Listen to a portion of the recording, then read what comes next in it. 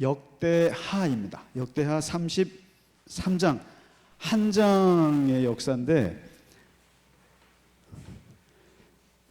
자, 오늘 그 공부하실 내용이 이제 남유다가 이제 쭉 멸망의 길로 지금 내려가고 있는데 한번 정리를 하시죠. 정리를 하시는데, 오늘은 이게 참 그 역사라는 게 이게 굴곡이 굉장히 심합니다. 쉽게 말해서 하나님 앞에, 특히 유다 같은 경우는, 남유다 같은 경우는 하나님 앞에 굉장히 선했던 왕이 그 아들이라고 해서 잘 되는 법이 없어요. 그리고 또 아버지 할아버지가 완전히 죽을 써놔도 또 이상한 인물들이 나와서 또 일으키고, 이런 게 지금 진행되는데요. 이제 우리가 지난주에 2시간에 걸쳐서 히스기야를 공부를 했습니다. 히스기야라고 하는 사람이 이 남유다 망하기 100년 전에 이제 최고의 선한 왕, 굉장히 그 신앙 개혁을 아주 크게 이뤄냈던 아주 머리 좋은, 그리고 신앙 좋은 왕으로 이제 기록이 되거든요.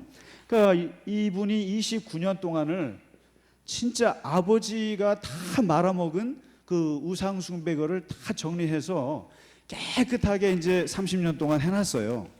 딱 해놨더니만 그 아들이 와서 또 망쳐버려요. 근데 이게 누구냐면은 오늘 이 므낫세라고 하는 남유다 왕국에 두 가지 특징이 있는 사람이에요. 이 사람이요. 뭐냐면 최악의 왕입니다. 최악. 이 사람 때문에 망했다고 해도 틀린 말이 아니에요. 이 사람 때문에 이제 곧 이 사람이 죽고 나서 50년 만에 남유다도 망하거든요. 근데 최악인데다가 더 최악인 게 뭐냐면은 55년이나 해먹었어요. 장기 집권을 해버렸어요. 장기 집권을 하면서 이거를 완전히 유다 왕국의 그 뭐라 그럴까요? 골조 자체를 그냥 파괴시켜버린 사람이에요. 이 므낫세가. 그래서 오늘 이제 이 사람을 좀 보게 되는데요. 이 므낫세라고 하는 이 말이 어디서 왔는가 하면은 12지파 중에 므낫세 지파가 있어요. 혹시 아시나요? 근데 이 므낫세 지파 12지파 중에 요셉 지파라고, 소위 말해서 요셉 지파라고 불리는 지파가 2개 있습니다. 혹시 뭔지 아시나요? 예, 요셉이 아들을 2를 낳았는데 13년 동안을 고생하다가 애굽의 국무총리가 돼서 딱 낳은 아이가 므낫세예요. 첫째 아들이. 그 다음에 둘째 아들 낳았는데 에브라임입니다. 아브라함이죠. 에브라임. 이 2 아들을 낳았는데, 이 므낫세라는 뜻이 고통을 잊어버리다, 이런 뜻입니다. 그럴만도 하죠. 그러니까 고생 후에 낙이 온다, 이런 뜻이에요. 그래서 불행을 망각시키는 자. 그래서 이 아들을 낳는 순간 요셉이 그 힘들었던 옛날에 감옥살이, 그 다음에 또 뭐 노예살이, 이런 것들을 싹 잊어버리게 한 아들이 므낫세거든요. 근데 이 이름이 참 좋습니다. 고통을 잊어버리다, 이런 이제 이름인데, 이 이름을 이제 이 히스기야가 자기 아들에게 이렇게 지었어요. 근데 사연이 있습니다. 무슨 사연이냐면은, 지난주에 우리가 히스기야 2편을 공부하실 때 히스기야가 병에 걸렸다는 거 기억나시죠? 갑자기 병에 걸려가지고 이게 죽을 병이 걸려서 선지자가 사망 선고를 내렸어요. 그때 이 히스기야가 이 벽에다 대고 기도한 내용을 말씀드렸잖아요. 그래서 이제 15년을 연장을 했습니다. 하나님이 15년을 연장을 했는데 이게 너무 기뻤는지 그만 애를 낳았어요. 그래서 나이 42세에 죽기 12년 전에 애를 낳았습니다. 그게 므낫세예요. 므낫세를 늦둥이를 하나 낳았습니다. 근데 이 늦둥이를 이제 이 므낫세를 이제 히스기야가 12년 후에 죽고 나서 애가 12살에 왕이 되거든요. 근데 이 대단한 히스기야인데도요, 마지막 말년 12년이 엉터리였습니다. 이게 히스기야가요. 그렇게 하나님을 잘 섬겼던 사람인데 마지막에 뭐 문제가 생겼는데, 병이 낫고 나서, 병 치료받고 나서 감사를 안 합니다. 감사를 안 하고, 그리고 하나님께 뭐 이렇게 은혜를 갚지를 않아요. 근데 감사를 안 하는 건 좋은데 교만해졌습니다. 교만해지고 남의 나라 사절단이 왔을 때 자기네 궁궐에 있는 보물들 다 보여줘요. 그리고 자기네 무기고의 무기를 다 보여줍니다. 그러니까 뭐가 되냐면은 교만에다가 허영까지 들어갔습니다. 이게 히스기야 말년이거든요. 말년에 그냥 허영이 들고 교만하고 감사할 줄 모르고, 이게 이제 애 낳고 나서 이렇게 된 거예요. 12년 동안. 그러다 이제 죽거든요. 근데 이 늦둥이 애가 이제 얘가 12살에 이제 므낫세가 왕이 되는데, 이 므낫세가요 참 어떻게 평가를 받는 사람이냐면은 이런 거예요. 아버지 히스기야가 30년 동안 이루어 놓은 것을 물거품으로 만든 사람이에요. 이제 물거품으로 만들고, 그 다음에 이제 다음 주에 보시면은 이 므낫세 다음에 아들 아몬이 2년 하다 죽고, 그 다음에 손자 요시야가 또 시대의 대단한 군주가 나와요.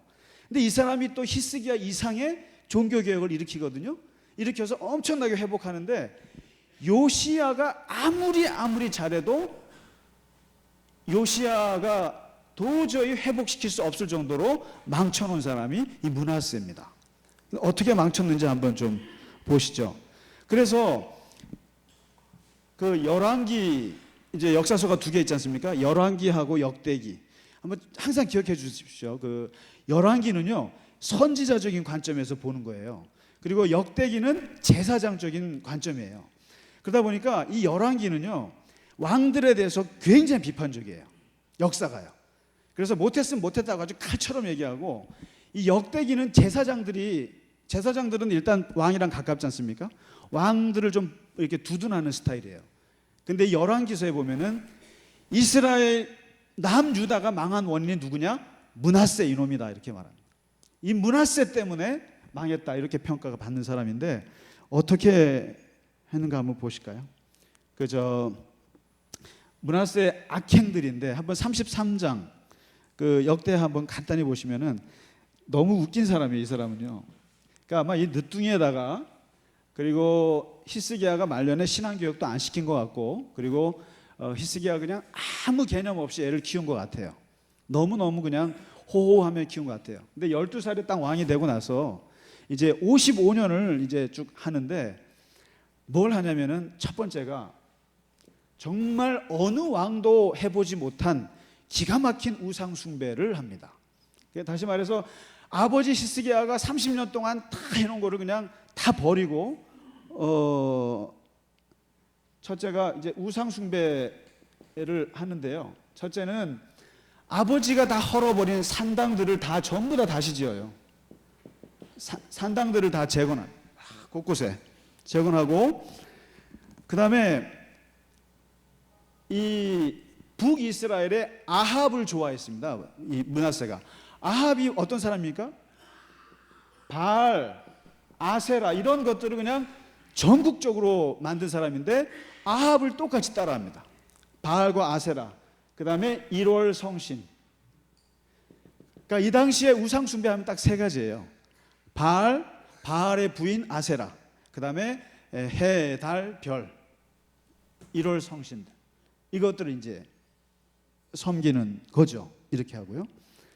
그 다음에 이제 이 정도까지는 보통 나쁜 왕들이 다 걷는 건데, 여기서 이제 므낫세만의 길이 있어요.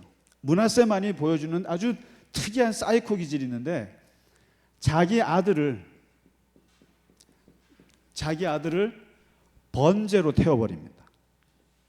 번제요. 이거를 인신제사라고 그럽니다. 인신제사에 자기 아들들, 왕자들을 전부 다 내보냅니다. 그게 미친 인간이죠. 자기 아들을 바치는 거죠. 불에다 바쳐서 그냥 그 불에 지나가게 만들고 죽게 하고. 그러니까 사이코예요, 사이코. 완전히. 그 다음에 정말 나쁜 것 중에 하나가, 왕이 여기에 빠지면 아주 위험한데 점에 빠집니다. 점에. 그 다음에 무당들하고 어울립니다. 무당들하고. 박수. 여러분 그거 아십니까? 모든 나라가 망할 때 항상 끼어든 마 중에 하나가 무당들이 권력자들과 밀착됐을 때 나라가 꼭 망합니다. 그렇죠? 우리 고려의 공민왕께서는 사이비 스님 신동과 가까이 하사 고려를 망하게 하셨고, 러시아의 제정 러시아의 누구는 또 누구 이름 있죠, 유명한 사람. 이런 식으로 전부 다 종교인들을 가까이 하거든요. 근데 종교인들을 가까이 할 때 이런 무당들하고 가까이 하는 모든 정권이나 모든 왕들은 망합니다. 왜냐하면 이 신접한 사람들이 주는 특징이 있어요. 뭐냐면 굉장히 눈에 보이는 미래를 얘기합니다. 그렇기 때문에 혹 빠지거든요. 그런데 항상 사탄의 영이라는 건 끝이 안 좋거든요. 항상.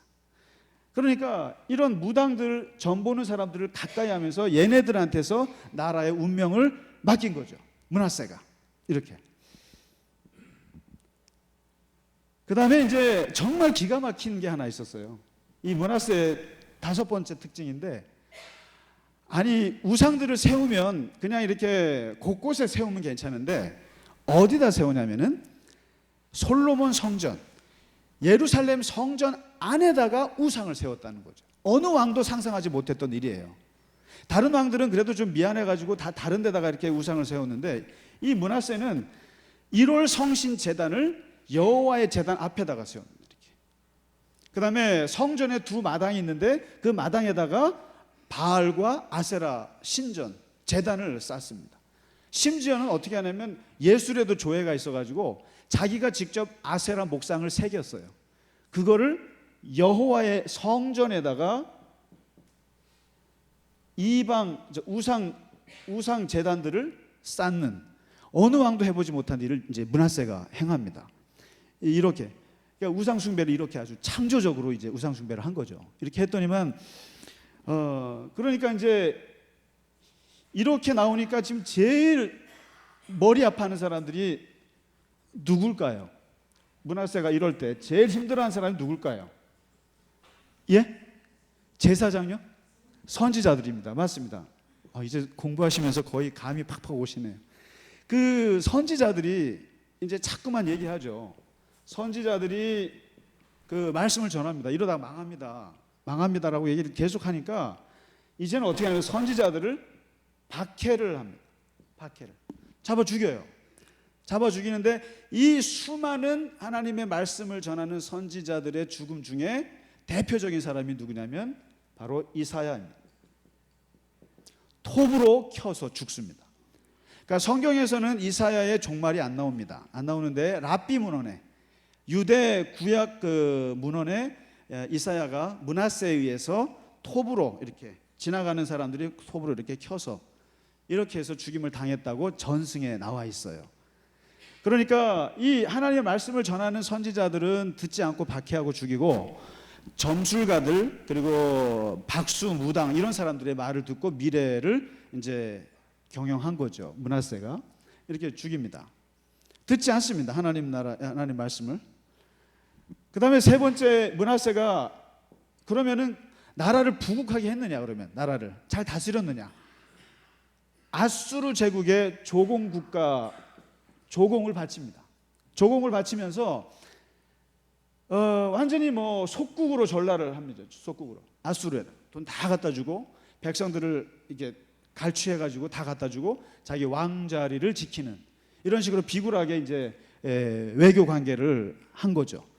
그 다음에 아주 나쁜 것이 이 므낫세가 이 우상만 섬기면 괜찮은데 여기에다가 무죄한 사람들의 피를 너무 많이 흘렸어요. 다시 말해서 정의가 다 사라져버려요. 정의가. 이 땅에 정의가, 억울한 사람들을 너무나 많이 만들었어요. 므낫세가. 그래서 많은 사람들이 억울하게 죽게 되고 여기에 이사야 같은 사람도 이제 포함이 되겠죠. 그래서 사회적인 불의가, 이게 성경에 뭐라고 기록하냐면 예루살렘, 여기에서 예루살렘 끝까지 불의가 판쳤다 이렇게 이제 얘기합니다. 이렇게. 근데 이제 요 정도가 오늘 그 므낫세가 쭉 그 저질렀던 악행들이거든요. 악행들인데 문제는 최악의 악행은 뭐냐면 5번째인데요. 이건 제 해석입니다. 최악의 악행은 55년을 해먹었다는 장기 집권입니다. 장기 집권. 이거예요.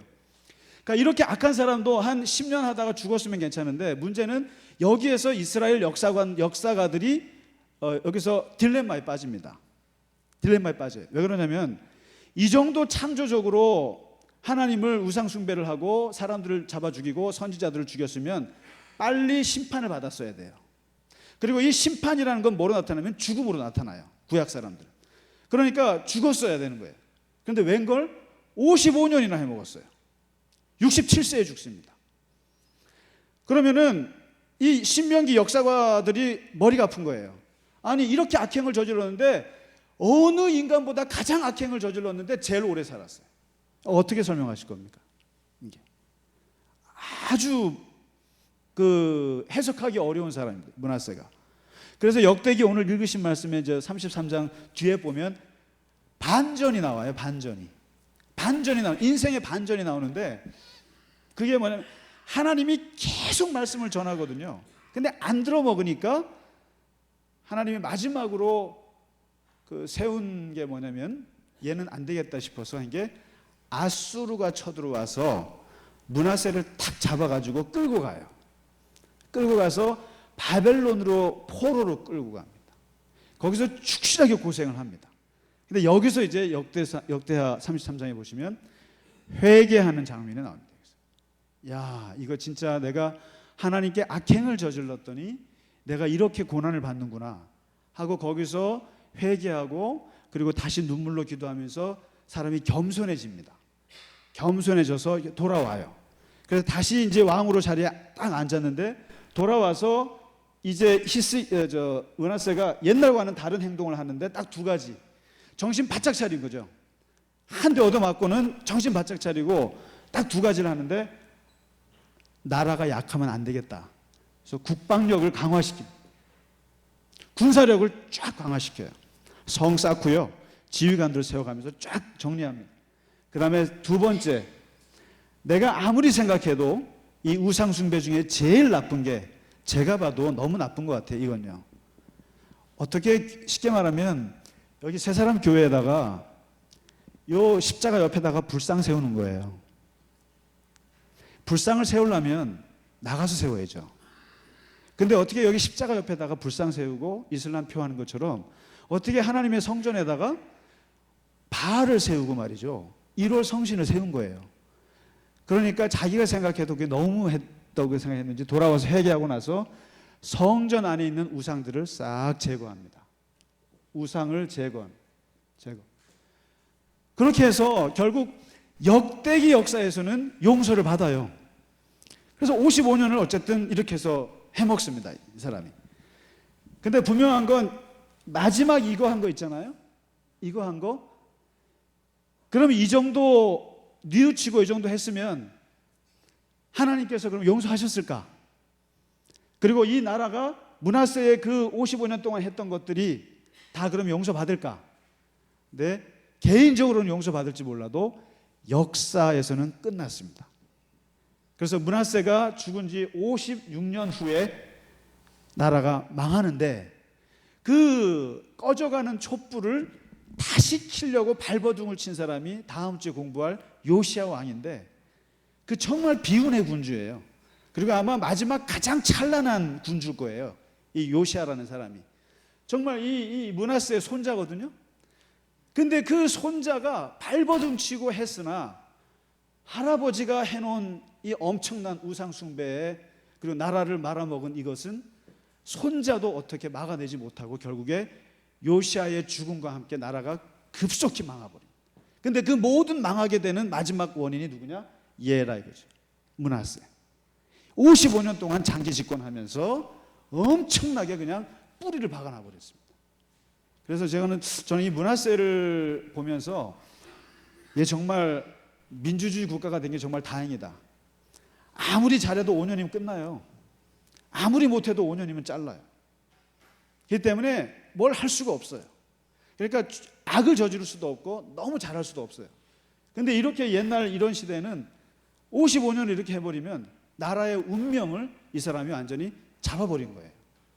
근데 차라리 좀 빨리 죽었으면 그 뒤에 좀 괜찮은 왕들이 와서 좀 이렇게 회복을 시켜면 더 갈 수가 있었을 텐데, 너무 많이 오랫동안 망가뜨려 놓으니까 그 다음에 회복이 안 되는 겁니다. 회복이. 그래서 참 보면 이게 우리에게 말해주는 바가 많은 것 같아요. 그래서 이게 진짜 하나님 앞에 바로 이렇게 만들어 놓은 것들을 무너뜨리는 것도 쉽고, 또 무너진 것을 다시 일으키기는 너무 어렵고, 이런 것들이 역사에서 지금 계속 반복되고 있습니다.